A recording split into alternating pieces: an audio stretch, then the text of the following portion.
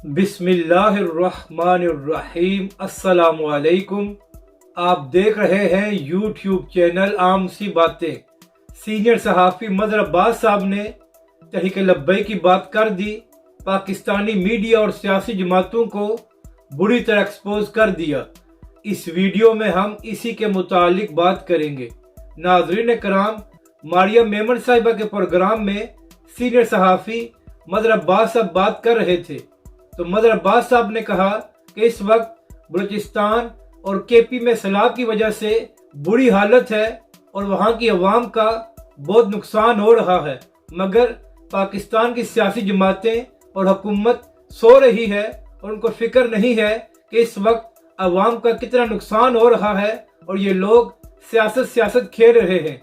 इसके बाद मदर अब्बास साहब ने कहा कि पाकिस्तानी मीडिया भी सारा ध्यान सियासी बातों की तरफ करता है और ये बात अच्छी तरह रिपोर्ट नहीं कर रहा कि सैलाब की वजह से कितना नुकसान हो रहा है।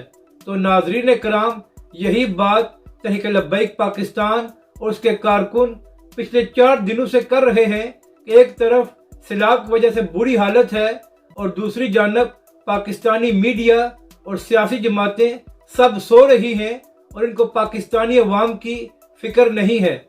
तो अब तहरीक लब्बैक पाकिस्तान की बात को मदर अब्बास साहब ने पाकिस्तानी मीडिया में दोहरा दिया है। और दूसरी जानब नाजरीन कराम, अहम बात यह भी है कि इस वक्त पीटीआई और नून लीग आपस में लड़ रहे हैं और उनको फिक्र नहीं है कि पाकिस्तानी अवाम का सैलाब की वजह से कितना नुकसान हुआ है, जबकि दूसरी जानब तहरीक लब्बैक पाकिस्तान और उसके कारकुनान मैदान में हैं और सैलाब ज़दा इलाकों में पाकिस्तानी अवाम की मदद कर रहे हैं।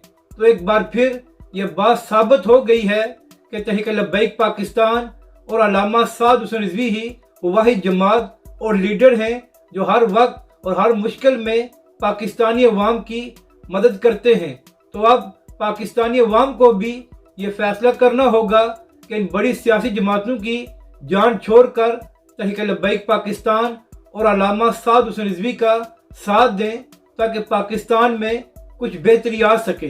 अपनी राय का ज़रूर इजहार करें कि आपको ये वीडियो कैसी लगी और हमारे इस चैनल को भी सब्सक्राइब करें।